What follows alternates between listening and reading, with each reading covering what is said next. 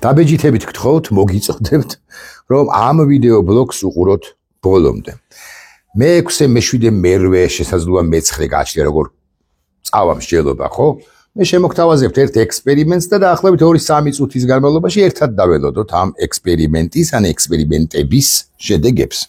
არა, მე მგონია რომ არანაირი შედეგი არ დადგება, მაგრამ ღმერთმა უწყის, არავინ იცის. ვიდრე ამ ექსპერიმენტზე გადავიდოდე, საინტერესო ექსპერიმენტზე, მეთქი აკი გითხარით, მანამდე მოდი მსოფლიოში არსებული ვითარება უკრაინის კონტექსტში, ოღონდ თქვენის ნებართვით მიმოვიხილოთ. პრეზიდენტი დონალდ ტრამპი ჯერ კიდევ პრეზიდენტობის კანდიდატი რო იყო იმ დროიდან და მას შემდეგ რაც ოვალურ კაბინეტში შევიდა, გაიმარჯვა და მე ოვალურ კაბინეტში შევიდა მიმდინარე წლის იანვრის 20-ში, სულ ამბობდა, რომ უკრაინის კონფლიქტი უნდა დასრულდეს. და ამბობდა იმგვარ წინადადებებსაც წარმოთქვამდა ხოლმე, რომლებიც ჩვენ თავისუფლების მოყვარე მოქალაქეებს საქართველოში, რომლებიც ვქომაგობთ, გულშემატკივრობთ უკრაინას, ცოტა არ მოგწონდა, ვიყოთ გულახდილნი.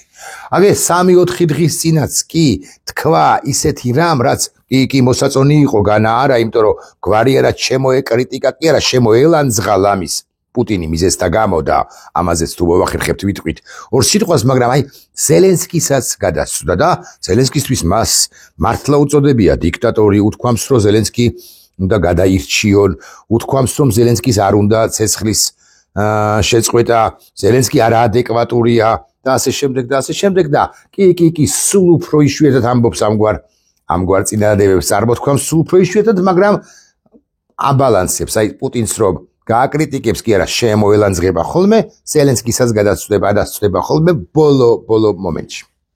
თუმცა ვაღიაროთ რომ სულ უფრო იშვიათად. სხვადასხვა სულ უფრო იშვიათად ისმის ვაშინგტონიდან ამგვარი წინადადებაც, რომ უკრაინამაც უნდა დათმოს. აქამდე ვიტკოფი იქნებოდა თუ სხვა ხშირად ამბობდნენ ასე მაგალითად თებერვალში, რომ უკრაინამაც ბევრი რამ უნდა დათმოს. უკრაინას უნდა შეეგუოს იმას, რომ ტერიტორიებს დათმობს. ყირიმზე ხო ლაპარაკიც არ იყო და დონბასზეც კი პირდაპირ ეუბნებოდნენ პრინციპში, არათუ შეფარვით ირიბად, არამედ პრინციპში პირდაპირ ეუბნებოდნენ, რომ დონბასი უნდა დათმო და ოღონდ კი შორით და დაამთავრეთ ეს ჯოჯოხეთური ომი. 5000 კაცი იღუპებაო ერთი კვირის, თუ 10 დღის წინაც კი თქვა, არა, ერთი კვირის, 8 დღის წინ, 6 დღის წინ თქვა პრეზიდენტმა ტრამპმა და მართალიც არის. და მოდი ვიყოთ აი აბსოლუტურად ობიექტურები. იღუპება ამ ომში არა მხოლოდ ჯარისკაცები იღუპებიან უკრაინიდან, ან მშვიდობიანი მოქალაქეები, არამედ იღუპებიან რუსებიც. და მესმის რომ ჩვენ გვეჯავრება რუსეთი, მესმის, მაგრამ აბა ვკითხოთ ახლა დედას, რომელიც ცხოვრობს მურმანსკში, ან ომსკში, ან იმის იქით, ვლადივოსტოკში, ხო, ცხოვრობს. მურმანსკი ჩრდილოეთთან და ვლადივოსტოკი აღმოსავლეთით. რომელსაც შვილი მოხპარეს, წაიყვანეს, ფურცელზე არც დაუწერიათ, რომ მისი შვილი იბრძვის აქ, ასე მაგალითად, არ ვიცი, დონბასის მიმართულებით, ის ხო რეალურად საზარბაზნე ხორცია, სად წავიდა, როდის წავიდა, როგორ წავიდა, რატომ წავიდა, არაფერი არ დაუწერიათ, აღრიცხული არ არის ეს ახალგაზრდა კაცი, რომელსაც სულაც არ უნდა ომი, მაგრამ ამგვარი სისტემა რუსეთში შექმნილი ათრიეს, მოკვდა, დაიღუპა სპეციალური სამხედრო ოპერაციის ფარგლებში, არც აღრიცხეს, რომ ის გარდაცვლილ დაღუპულია, არცად არ ჩაწერეს, ცხედარიც მიაგდეს და უმრავლეს შემთხვევაში ან გარკვეულ შემთხვევაში ამგვარი რაღაცები ხდება, ცხედები ვერ გამოაქვთ, ყროლდებიან, მეთქი ბოდიშს ვიხდი, აი ძიმე სიტყვებს ვამბობ და დედა კი ტირის მურმანსკსა თუ ომსკში, ვლადივოსტოკში, ჩელიაბინსკში, სად არის ჩემი შვილიო და კაცი შვილი ვერ ეუბნება და არ ეუბნება, ამგვარი ჯოჯოხეთური სახელმწიფოა. ხო და ეს რამ რუსეთი და აი ხო და ეს რამპი ამბობს, რომ უნდა დასრულდეს ეს კაცთოკლაო. დღესაც ამბობს ამას. მართალიც არის, უნდა დასრულდეს, მაგრამ სხვა საქმეა, რომ რუსეთის გენერალიტეტი და არა მხოლოდ პოლიტიკური ელიტა, არამედ სამხედრო ელიტაც არა მარტო არამედ ვერც ასრულებს ამ ომს, იმიტომ რომ ხელის მოთბობა ხდება. ფულს შეულობენ მარტივად რო ვილაპარაკოთ ამ ომში. ამასობაში ტრამპი ბოლო პერიოდია განსაკუთრებით უნდა შევამჩნიოთ ევროპელთა აქტიურობის გათვალისწინებით ერთგვარად იცვლის ნირსა და ფერს მეთქი ასე ვიტყვი, მოკლედ პოზიციებს იცვლის. და განხიბლულია შეიძლება ბოლომდე არა, მაგრამ ხო, განხიბლის პროცესშია, განიხიბლება ნელ-ნელა რუსეთი T. ესე უნდა წარმოთქვა, რუსეთი T. განიხიბლება. და ხშირად შემოეკრიტიკება, შემოელანძღება კიდეც პუტინი, რომელმაც თავის მხრივ გადაწყვეტილება მიიღო აი ამ სამშვიდობო ვითომ პროცესის გათვალისწინებით, გააინტენსიუროს, გაახშიროს, არა მხოლოდ ჩვეულებრივი, რომელია ჩვეულებრივი, მაგრამ მაინც ქალაქ სოფლების დაბომბვა, არამედ კიევზეც კი მიაქვს და მიაქვს იერიშები და ტრამპი მიხვდა და მიახვედრეს, უფრო ზუსტი რომ ვიყო, რომ პუტინს ომის დასრულება არ უნდა, არასდიდებით არ უნდა და პუტინი ომს აგრძელებს და მანიპულირებს აი ამ ვითომ მშვიდობის მყოფელის როლის მორგებით. რეალურად კი ცდილობს რომ გამოსწყულოს დასავლეთს და კონკრეტულად შეერთებულ შტატებს ბევრი რამ. ტრამპი ამას მიხვდა მეთქი ასე ვიტყვი, მაგრამ მიხვდა კი იქნება და მიახვედრეს, იქნება ეს არის სწორი deep state-მა მეთქი თუ გნებავთ ასე ვიტყვი. დიახ, deep state-ი ჩაერია ამ პროცესში და deep state-მა დაუმტკიცა ტრამპს რომ მისი მოდი ასე ვიტყვი, გულუბრყვილო მიდგომები რა ამა თუ იმ საკითხის მიმართ სწორი და ამერიკულ ღირებულებებზე დაფუძნებული თავისუფლების დაცვაზე ორიენტირებული სულაც არ არის.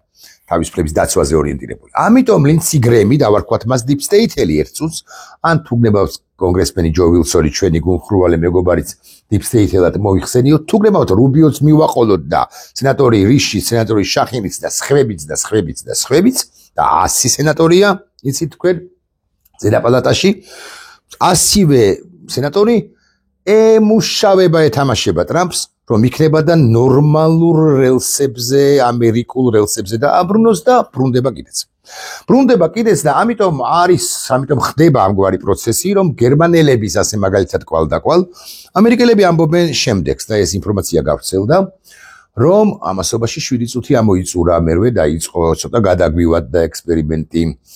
ამერიკელები ხვდებიან კი რა, გერმანელების კვალდაკვალ აპირებენ ამგვარ პოლიტიკას, რომ სანქციები მზად აქვთ და როგორც ხსენებული ლინცი გრემი ამბობს, ახლა დაელოდებიან რუსების შეთავაზებას კონფლიქტის დარეგულირების თაობაზე და თუ შეთავაზება იქნება არაადეკვატური და ამ თავითვე ვიტყვი, რომ არაადეკვატური იქნება, რასაკვირველია, იმიტომ რომ ძირეული მიზეზები უნდა აღმოფხრათო იტყვის რუსეთი იმ დოკუმენტში, რომელსაც ან გააგზავნის, ან არ გააგზავნის, მაგრამ ოკეი და ვთქვათ გააგზავნის.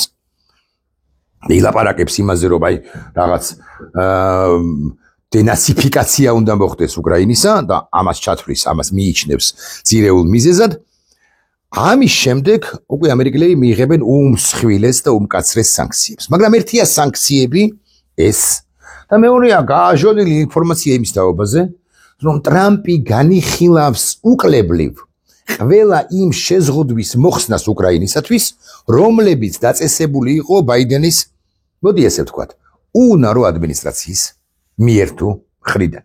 კერძოდ იცით თქვენ რომ 61 მილიარდი გადასცა განა არასუ ბოლოს ბაიდენმა 2024-ში, წასვლამდე ცოტა ხნით ადრე, მაგრამ 23-ში დაიწყო ეს პერიპეტიები 61 მილიარდთან დაკავშირებით და იქ უამრავი პრობლემა იყო, მათ შორის სენატისა, კონგრესისა და სენატისა, ზედა და ქვედა პალატებისა და ასე შემდეგ და მივიდნენ იქამდე, საიდანაც 44 სხვა შორის ამერიკის შეერთებულ შტატებში დარჩა. ეგ არ არის პრობლემა. პრობლემა თუ საკითხი. საკითხი არის ის, რომ ბაიდენის ადმინისტრაცია რა გინდა რა მიზეზის გამო უკრაინელებს მაინც ერთგვარად ან მნიშვნელოვანწილად უკრძალავდა რუსეთის სიღრმეებში თავდასხმის განხორციელებას. ეუბნებოდა, რომ აი მე თქვენ მოგეცით პირობითად ატაკამსები, მაგრამ ეს ატაკამსები ისეთი მძლავრიც არ არის, კერო შემიძლია მოგცე და რომს გქონდეს ამგვარი იარაღი შენ არ უნდა დაარტყა სიღრმეში. აი კურსკის ოპერაცია ამ თვალსაზრისით იყო ძალიან საინტერესო ოპერაცია, იმიტომ რომ თლაც სიღრმე არ არის უკრაინის საზღვარია, მაგრამ უკრაინელებმა არ ნაკლებად დაუჯერეს ამერიკელებს და დასავლელებს და ის გააკეთეს, რისი გაკეთებაც უნდოდათ. ხოდა რუსეთს რომელსაც ერხევა რატომ არ უნდა დაარტყა პრინციპში. არა, გაგიჟებულები კი არიან რუსები და ამბობენ რომ როგორ შვება უკრაინა, რას აშინელებს ქმედებებს ჩადისო, რას გვაკადრებსო, უპილოტო საფრენი საშუალებებით ლამის კი არა მოსკოვსაც როგორ ურტყავს ეს რა უბედურებაა, მაგრამ თავად რომ რაკეტებით ურტყავს კიევს ეს არაფერია მისი იმპერიალისტების გაგებით და წარმოდგენით. ამასობაში კვალ და კვალ ან პარალელურად გამკაცრებული და ათკესებულად აქტიურებული არის ევროპა და კონკრეტულად ეხლა უნდა ვახსენო ეშხში შესული კანცლერი მერცი, რომელიც ამბობს ზუსტად იმას, რაც ამბობენ ამერიკელები, სანქციები ერთია, მაგრამ უკრაინელებს უნდა მიეცეთ რუსეთის სიღრმეების დაბომბვის შესაძლებლობა უფლებაო და მისცემენ კიდეც. და გარდა ამისა მისცემენ მეტ და მეტ იარაღს ახლაც და როდესაც ევროპაში სამხედრო ინდუსტრიული მანქანა ამოიქოქება ბოლომდე, რასაკვირველია მისცემენ მეტ და მეტ იარაღს. 10 წუთი ამოიწურა ამასობაში და ჩვენი ექსპერიმენტი კვლავ გადავარდა. ამაზეც გადაფსიხებულნი არიან რუსები, ზახაროვამ გააკეთა თუ არ ვცდები, კი არ უნდა აქცევდე ყურადღებას ეხლა ზახაროვას განცხადებას, მაგრამ ბერლინს რამე ხო არ ეშლებაო, ტანკინა ბერლინო ეს არ უთქვამს, მაგრამ ეს იგულისხმებოდა, რომ ეგო თქვენო ესე ხახვივით არ შეგრჩებათო. ამასობაში რუსეთი გააქტიურებულია ბალტიის ზღვაში, რუსეთისა და ნატოს შორის კი არ მწიფდება მაინც და მაინც ასე არ ვიტყვი რაღაც სამხედრო ესკალაცია, მაგრამ დიდი ამბებია ტანკერებთან იმართებაში და არა მხოლოდ ტანკერებთან იმართებაში, ვინ გააკონტროლებს ბალტიის ზღვას, ისევ როგორც ჩავის ზღვას ეს ჩვენს კონტექსტში და ამაზეც გვექნება მქონია და გვექნება კიდეც მომავალში ვიდეო ბლოგები. ხო და აი ამ ამბავშია უკრაინა, ზელენსკი ჩვენ გვილოსავს ერთი ამბავია, ზელენსკი აქტიურად იმწყენებს, რომლებიც აქვს ზელენსკის ტრამპის მიმართ, ამას თითქოს არ იმჩნევს და სწორედაც იქცევა, მართებულადაც იქცევა, არ იჭრება მარტივად რომ ვილაპარაკოთ, რასაკვირველია მისი დასავლელი ევროპელი პარტნიორების ბრძანებებით კი არა ხო ბრძანებებით, უბრალოდ ესე ვიტყვი რეკომენდაციებით, დიახ ასეა. გაერთიანებული სამოყოფ ამეფო გამოყოფს თანხებს ერას ინიციატივიდან უკრაინისთვის იარაღის შესაძლებლად დაღჭრულობის შესაკეთებლად. შეიძლება ევროპა მიყიდოს ამერიკელებისაგან იარაღი და გადასცეს. შეიძლება პირდაპირ გადასცენ ამერიკელებმა და ასე შემდეგ 3 მილიარდს მიიღებს დამატებით 2025-26 წლებში უკრაინა. ტრამპი სერიოზულად განიხილავს ბაიდენის ამბავზე გიამბეთ, ზახაროვა გიამბეთ, რუსეთის ქმედებები ეწინააღმდება უკრაინის ქმედებები ეწინააღმდება მოსშვიდობისკენ სწრაფვას. ამას ამბობს ეს მეორე ყურადღება არ მისაქცევი კაცი, რა ქვია პესკოვი, ამბებია მოკლედ დიდი ლინციგრემი, ისევ ზახაროვა, ამბებია დიდი ამბები. ამასობაში გამოდის ნატოს გენერალური მდივანი და რუტე და ამბობს, რომ ჰააგაში, ნატოს გენერალური მდივანი რუტე ცდილობს, რომ ალიანსის სამიტი ჰააგაში სწრაფად და კონფლიქტების გარეშე ჩატარდეს. იგი შიშობს, რომ ზელენსკი ტრამპის შესაძლო სკანდალს მოაწყობენ. დიახ, ევროპელები უფრთხილდებიან ამ ზელენსკი ტრამპის ურთიერთობებს, ზელენსკი მიწვეული იქნება ტრამპის, რა ნატოს სამიტზე ბარემ აქვე ვიტყვი და ასე შემდეგ დახმარებებს მისცემენ ნატოს ეგიდითაც, მოკლედ ამბები. მაგრამ ამასობაში რაც შეება ეხა ექსპერიმენტამდე მივედით, მე-14 წუთი დაიწყო. რაც შეება ჩვენი ხელისუფლებად წოდებული ბანდა. არა, ის რომ უკრაინას არ უჭერს მხარს, ეს გასაგებია. თუმცა კი ხანზე იშვიათად რომელიმე მათგანს ამ ბანდიდან წასცდება ხოლმე, რომ იცით ჩვენ უკრაინას ვუჭერთ მხარს განა არა. აი ზელენსკის კი არამც არ ახსენებენ, ის კი არა ხანდახან რო გადაეკვეთებიან ხოლმე საერთაშორისო ფორუმებზე უფრო კობახიძე. ზელენსკის აი ესე დგას ხოლმე, ზურგით დადგება ხოლმე ზელენსკისაგან. ხმას არსებს, როცა მთელი მსოფლიო ეხლა რომში მაგალითად ხო ვატიკანში ეხვევა გარშემო ზელენსკის, ეს მარტო კაცი კობახიძე შებოჭილ შეზღუდულით მას ისწორებს, მე არ მაქვს მაგ ხელათ მები რომ მქონდეს, კი არა საერთოდ მები რომ მქონდეს რა მიჭირს, ახლაც რა მიჭირს კობახიძესთან იმართებაში, მიუხედავად იმისა, რომ მები არ მაქვს ხაგვარიანად ქალაქში და არ იბჩნევს ამ ზელენსკის, არც უყვარს, არც მოსწონს, ეჯავრება საერთოდაც. ამით ისინი ღუპავენ არა მხოლოდ საკუთარ თავს ხალხო, ისინი ღუპავენ ქვეყანასაც, ქვეყნის მომავალსაც, ჩვენი ქვეყნის მომავალს ღუპავენ. ხო და ექსპერიმენტიც ამას ეხება საბოლოო ჯამში. ისი თქვენ რომ გარკვეული შეზღუდვები აქვს დაწესებული ამ ხელისუფლებად წოდებულ ბანდას, დაწესებული აქვს და აწესებს თუ თქვენ დაგვირეკავთ და ეხლა მე დავურეკო რომელიმე მათგანს და გვეტყვით რომ ისა დაიწყეთ ჩაწერას ხო, წინასწარ უნდა გაგვაფრთხილოთ რომ მის გავიგე რაღაცა შეზღუდვებს აწესებენ, მეც მივადევნეთ ალყური ბოლომდე, სიმართლე გითხრათ, არ ვიცი, მარცხილო წავიდე, შეიძლება ვუტრირებ ცხადია, მაგრამ მეგონოს რომ დამიჭერენ, ან იმიტომ რომ შეიძლება ნაკანონი აქვს მიღებული რაღაც ყაზბეგის გამზირზე იმ ადამიანთა მოძრაობის შეზღუდვის თაობაზე, რომლებიც მათ მიმართ არიან კრიტიკულად განწყობილები. მეც ვარ კრიტიკულად განწყობილი, შეიძლება უცებ ბრახნა დამიჭირონ. ეს კანონი იყო მიღებულიო. ვერ ვადევნებ ამათ სიგიჟებს, ვეღარ მიუყვები. რა ვიცი, რა მნიშვნელობა აქვს რატომ? დაუბერდით უბრალოდ ესე ვიტყვი. არა, არ დაუბერებული ვარ, მაგრამ მაინც. მაგრამ ამაზე რასაც ახლა მე შემოგთავაზებთ, მე 16 წუთი დაიწყო, მე მგონი მაინც შეზღუდვა არ არის.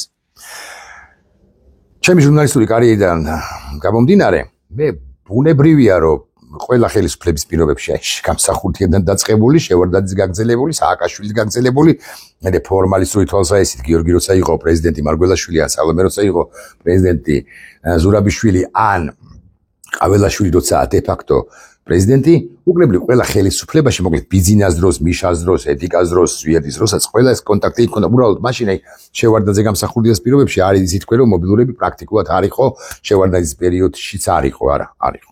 მიშას დროს იყო მობილურები რაღაც კონტაქტები და ასე შემდეგ ესეთი ტელეფონები გქონდა. შესაბამისად მიშას დროს და ბიზნეს დროს მე ბუნებრივია ბევრი კონტაქტი და აქ მე მიწერია ჯამში იმაზე Google-ზე და კიდევ ტელეფონზე თავის მეხსიერება აქვს რაღაცა 6000 7000 რაღაცა ნომერი. ამ 7000 ნომრიდან 70 ის არის პოლიტიკოსი ეჭი ხო არ გეპარებათ. დღეს ვსერჩავდი და ირაკლი კობახიძეს მაგალითად ეხლა მიგეტყვით. ეხლავე თქვენს თვალწინ იმას ვიზავ, კობახიძე, ეხ გაშვენებ კიდეც. კობახიძე. ირაკლი კობახიძეს ჩანს? ირაკლი კობახიძეს აღარ აქვს WhatsApp-ი, არა და როცა ინტერვიუ ავიღე მაისგან 1-6 წლის დაახლოებით 6 წლის წინ ამ ნომერზე WhatsApp-ზე ვეკონტაქტე. შესაბამისად მან ალბათ ნომერი გამოცვალა და ასე შემდეგ აღარ შევაწუხოთ პრემიერ-მინისტრად წოდებული ცოტა გარეკილი კაცი. ფსიქიატრიულ შენდაწვის ჩემი აზრით. ეხა ვიღაცებს აქვთ ბუნებრივია ეს ძველი ნომრები შენარჩუნებული. აი ასე მაგალითად გია ვოლსკის აქვს, ხო? სხვებს და სხვებს. ხო და აი ამ ჩემი უხეშად 70 კონტაქტიდან, ნუ სერჩებ თეა წულუკიანი და აი თეა წულუკიანი არ მინახავს, ბოდიში. თეა ვი? აი ტყევა ლათინურად მიწერია, ბოდიში. მქონდა რა და აი ხო, თეასთვის მე მიგზავნილი მაქვს წერილი 29 მარტს 25 წლისა. ნახეთ, ცის ხინვალზე ესეთი წერილი გამიგზავნია ბოდიში ვიხდი 12 მაის 23 წლისა და არც დაუსინავს კი არა ორჯერ ესეთი წიჩკაროა, ხო? არც ესე არა გამოცვლილი აქვს, მაგრამ ესეთი წერილი გამიგზავნია ყიდით, ბოლომდე ყიდით, ამ გამაგზავნია აბარებთ, ხო? და 29 მარტს 2025 წლის ან 2 წლის თავზე პრაქტიკულად, ხო? ცხინვალზე ცეცხლის გახსნა ემსახურებოდა შენი სამშობლო რუსეთისათვის წინააღმდეგობის გაწევას, თეა. ამ გამაგზავნია. მოკლედ თეას როგორც ჩანს ეს არა აქვს ეს ნომერი. ეხა სხვას ვის აქვს მეთქი? სოზარი ვნახოთ ერთად. სოზართან სოზარი. სოზარ სუბარი აქვს. სოზარს აი ყოველ შემთხვევაში მე ხო ნომრებს არ ვასახელებ, ხო? სოზარს ეს ნომერი აქვს. მოდი სოზარს მივწეროთ პირველი წერილი. მაღალი ალბათობით ეს არის ექსპერიმენტი, მაღალი ალბათობით სოზარი მე არ გამომეხმაურება და ეს მაღალი ალბათობით დასჯადი არ არის. ჩავთვალოთ რომ პირად წერილს ვწერ და მე ვასაჯაროებ მის პასუხს. თუ ეს პასუხი მოვა, მოდი დავედოთ 2 წუთისგან 3. ხდა გეტყვით ამასობაში ის გალურჯდება თუ არა ის WhatsApp-ის ფწიჩკებად წოდებული ესეთი რა ქვია მაგას? ხო, რაც ქვია ქართულად აღარ მახსოვს. მივწეროთ სოზარ. რა მივწეროთ? ვის გულ შემატკივრობ უკრაინას გაჩვენებთ. თუ რუსეთს. აი მე ეს წერილი დავწერე, ალბათ ჩანს, ხო? უკრაინას და რუსეთს. და მე ეს წერილი გავუშვი. დაველოდოთ, ჯერჯერობით ისა არც მისულა, ერთი ცალია ეს ფწიჩკა ეგრეთ წოდებული, მე იმედი მაქვს რომ 2 გახდა უკვე, იმედი მაქვს რომ ისი აქ ჩართული რომ გაალურჯდეს და თუ მიპასუხებს, ბუნებრივია პასუხს გაგაცნობთ. ამასობაში ცოტა სხვა შინაარსის წერილი მივწეროთ დინარაძეს. მეტი აღარ გვინდა. მე მგონი დინარაძე ქართულად ყოლია. იმიტომ რომ მე ვიცი რომ დინარაძეს ეს ნომერი აქვს და მივწეროთ დინარაძეს ეს ნომერი კი არა ეს სხვა წერილი და მივწეროთ მამუკა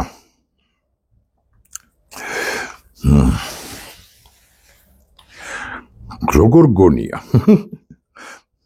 გონია რუსეთი ომში გაიმარჯვებს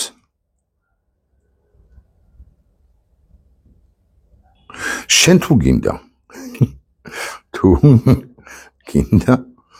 რომ გაიმარჯოს ჟ-ვ-ოს კითხვა სახელის ნიშანი ვიდრე გავაგზავნით ჯერ აი და მე გაჩვენებთ ესე იგი ჩანს მამუკა ხო ესე უნდა წაიკითხოთ ხო როგორც მეხუთებ მამუკა და ასე შემდეგ ეს არ აი ორი წიჩკა დაიხატა აი გალურჯდა თუ არა არ ვიცი მესამეს ვცადოთ მე არ მახსენდება ხო ზოზარს არ დაუსინავს არ უნახავს და ასე შემდეგ მესამე ვიმცადოთ და 2 წუთი დაველოდოთ თუ ერთის და თუ მეორეს პასუხს და ის იმის ტელეფონიც მაქვს რა ქვია ეს წულკიანს აღარ აქვს ხუნდაძე დეპუტატია კიდე არ ქონია ბოდიში არ ქონია რატომ მეგონა რომ ქონდა ვის დაუკავშირე აი ამ ახალ დეპუტატებს სიმართლე თალაკვაძე აღარ არის ხო დეპუტატი აღარ არის დეპუტატი ამიტომ არ გვინდა თალაკვაძე კიდე ვინ არის ერთ უსაბა მე ჩამოუყვები ჩემს სატელეფონო წიგნაკიდან თუ სწორი სიტყვა კონტაქტს ვიმე აბაშიშვილი გიორგი გუში ძალიან მაგარი ვიდეო ბლოგი ქონდა 26 მაისს გილოს რაღაც ისეთ პათოსი ქონდა და ასე შემდეგ აბაშიშვილი ერთ-ერთი პირველია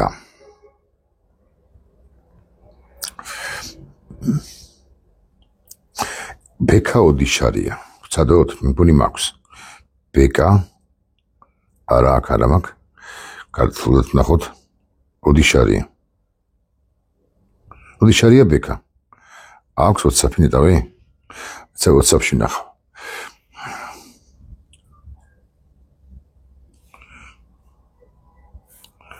ოდო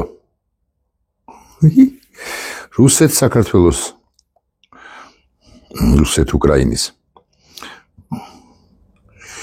ომში ვის ვაშოს ბეკაუდიჩარია იმაში საი დამყოფი ბუჩაში ვის ხომა გობთ გობთ ჩანს ვის ხომა გობთ ესეც გაუშვი ეხლა გადავამოწმოთ სოზარმა ნახა არ ვიცი ესა გას გვიპასუხებს სოზარს გაულურჯდა ნუ და დაველოდოთ ონლაინ არის ეხლა ესე იგი 23 წუთი და 19 წამია ეს ვიდეო ბლოგი გრძელდება დაველოდოთ სოზარის პასუხს მანამდე კი ორი ინფორმაცია მაინც ჩავიკითხოთ ახალი ამბებიდან და ამასობაში თუ მოვა და თუ არა და თავადაც ნახავთ რომ ესენი ამგვარ უწყინარ და უნდა საბოლოო ჯამში ამ კითხვაზე პასუხის გაცემას მე ვქომაგობ უკრაინას მე შეგებებული კითხვა გიმექნება ზელენსკის გამარჯვება გინდა თუ არა და იქ კი დაიბნევა მაგრამ ამ კითხვაზე აი მან ხო არის რომ შეგებებული კითხვა მექნება ამ კითხვაზე პასუხის გაცემას რაღა უნდა მეთქი ამის თქმა მინდა და ვახერხებ კიდეც მეგობრებო მე მგონი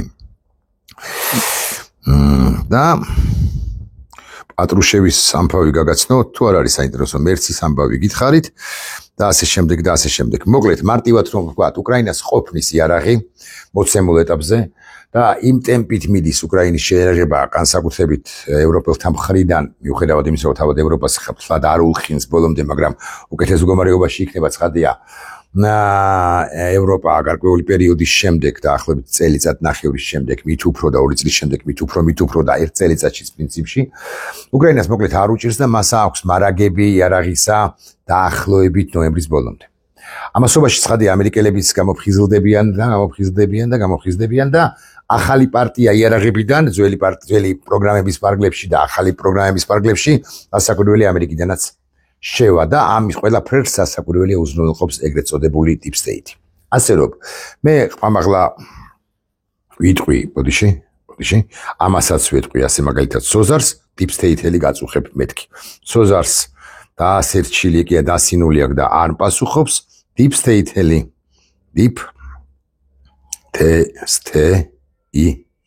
state-ელი გაწუხებ. ბოდიში მე არ ვუკონკრეტებ არც ერთ მათგანს კი არა, ხო, სოზარს არ უკონკრეტებ, უფრო ზუსტი რო ვიყო, რომ მირაკლი ვარ ტაბლიაშვილი, იმიტომ რომ მას ჩემი ტელეფონის ნომერი ჩააწერილი აქვს. მამუკა მდინარაძეს და ოდიშარიას კი მივწეროთ მაინც, რომ ირაკლი ტაბლიაშვილი ვილი გეკითხება, გაწუხებ, არა ეხლა ეს. გეკითხება და მდინარაძესაც ირაკლი ვარ ტაბლიაშვილი ვარ. ესე იგი მამუკასა და ბექას არ დაუსინოთ, ბექა მეგონი აღარ არის პარლამენტში, თუმცა შესაძლოა მე შეიძლება deep state-ელი გაწუხებ, ესეც არ უნახავს სოზარს, ანუ პირველი კი ნახა, მაგრამ მეორეს არ ნახულობს. 26 წუთი, მოდი 27 წუთამდე მივიდეთ და თუ უკვე შემდგომ გამცემს პასუხს სოზარი, მე გაგაცნობთ, ან რომელიმე მათგანი მე გაგაცნობთ პასუხს, მაგრამ პასუხს რო არ გამცემენ, ესეც ხომ ფაქტია. ეს იყო საინტერესო ექსპერიმენტი, რა უნდა სოზარ ამ კითხვაზე პასუხის გაცემას. მამუკა მდინარაძესაც მიმართავდა, ბექა ოდიშარიასაც. სოზარ, ვის გულს შემატკივრობ? უკრაინას თუ რუსეთს? მე მგონი იმაში არც ის არ დამიკონკრეტებია, რომ სგულისხმობ, ხო, დაპირისპირებას. შეიძლება საფეხბურთო მატჩია და მკითხე შედალოცვილო ფეხბურთში და მე გიპასუხობ, არა, ფეხბურთში არა, სწორედაც რომ კონფლიქტში, მაგრამ ესეც კი ამგვარ უწყინარ კითხვაზე პასუხის გაცემაც კი მათ FSB-ს მიერ აკრძალულია. გინდა გეწყინოთ ახლა და გინდა ნუ გეწყინებათ, გინდა იცოდეთ რომ FSB-ზე მიერთებული ხართ და მაღალი ალბათ ვთქვით რომ თქვენგან მარც იცის და გნებავთ ნუ გეცოდინებათ.